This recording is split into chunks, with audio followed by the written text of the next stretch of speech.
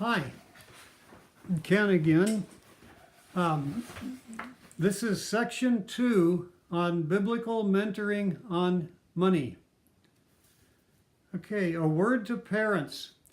If you are financially able to support your offspring in college, please do it. Times are too tough for many young people to make it on their own when they turn 18. 1 Timothy 5:8 says, "If anyone does not provide for his own, and especially for those of his household, he has denied the faith and is worse than an unbeliever." Those are strong words. You need to support your kids. Even when they're 18, 19, 20, they still need your help. Okay, watch out for green products. That's energy efficient products. Frequently, they do not last as long as the old-fashioned products. For example, the currently most reliable, long-lasting washing machine is supposedly a totally manual Speed Queen. And this was told to me by 2 different appliance repair shops.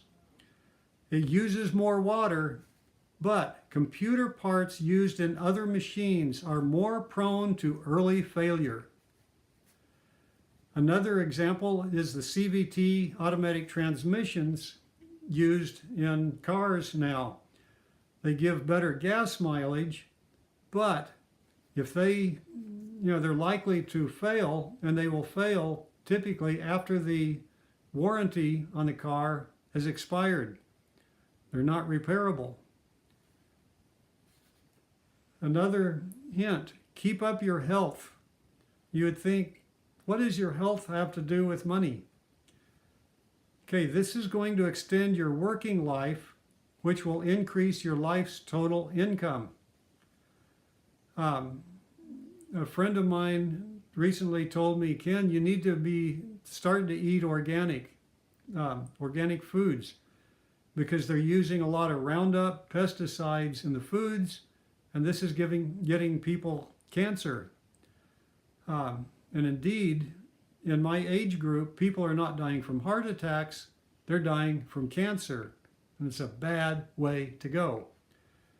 So find out what foods are in the high risk category. Non-organic bread is the number 1 offender.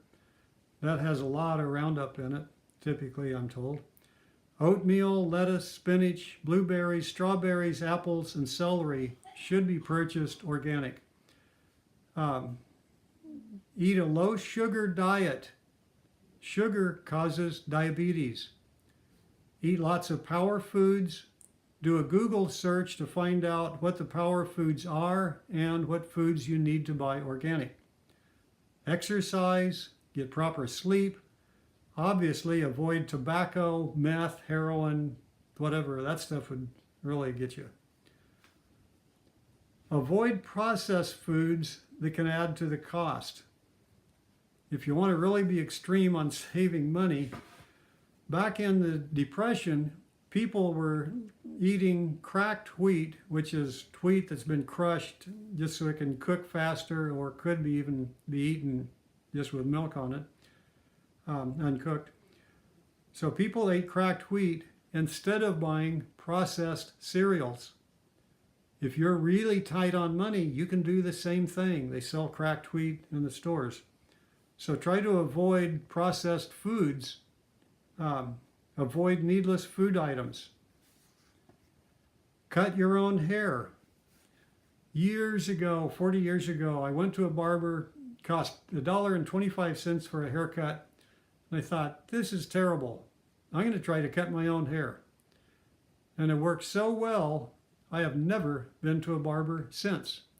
I've cut all of the hair of everyone in our family and even my stepmother. Okay, bicycle to work as feasible. This is going to keep you in shape. It's going to save money. Be foresighted. Proverbs state that the wise man sees trouble ahead and prepares for it, but the fool goes on and pays the penalty. A fool is a person who can't see the results coming from his actions, or he just doesn't care. Okay, so if you are foresighted, if you're provident, you're going to see what house repairs are going to need to be done before the roof starts leaking or whatever, what car repairs need to be done, so you keep things up. Avoid or cut down on luxuries such as restaurants. We go to a low-cost buffet that's a healthy restaurant, but we keep that money pretty tight. Have low-cost entertainment. Delete such things as cable TV or satellite dish. In our case, we read the word and worship with song. I play guitar, banjo, whatever, for entertainment. Board games are popular with the current generation, so have low-cost entertainment. Compare your phone and internet rates with other options. Locally in Portland, internet rates can be all over the board and they're pretty high. So I'm paying only about $38 a month for CenturyLink internet service, and I'm paying $5 a month, thereabouts, for Ooma, O-O-M-A, which is an internet-based landline telephone. That gives us a dirt cheap landline. It's an internet over voice protocol. I also have Cricket cell phones for $30 a month for myself and my wife. So don't continue with expensive plans. Okay, for the money you are allotting for the Lord's work, use it where it will truly fulfill God's kingdom. In Philippians, it says, "This I pray, that your love may abound still more and more in real knowledge and all discernment." As a new believer, I was naive. A gal came into the house church claiming to have a ministry giving food to the poor. I gave her a lot of money, and later I really regretted it when I looked into it and saw that she wasn't really worth supporting. Okay, check out organizations before you give to them. How much are they spending on fundraising? And you can do a Google search, review of, da-da-da. Are they wasteful with excessive appeals for money? Like one outfit sends me 2 letters every day asking for money. I don't give to them.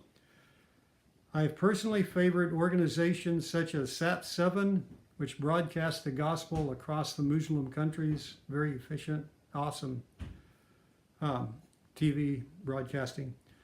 Persecution Project Foundation, which is Sudan Relief, Voice of the Martyrs, Open Doors, and Operation Mobilization. I appreciate the house church model where all of my quote-unquote God money can go where it is very likely to meet human need, not just paying for staff and buildings. I am in a minority on this. Most people go to a traditional church, and that's okay.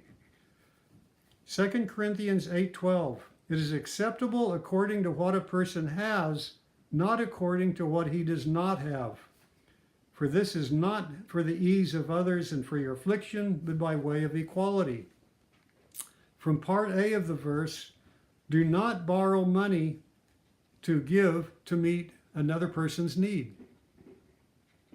My wife was in a church years ago, and they says, "Oh, we need money for such and such." She borrowed money to give to them, and then she had some regret when she had to labor hard and long to pay it back.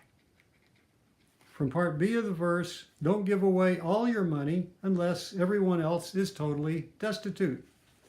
If that sounds silly, as a naive new believer, I took God at his word, sell your possessions, give to the poor. I gave away all of my life savings. Yeah, it's kind of nutty.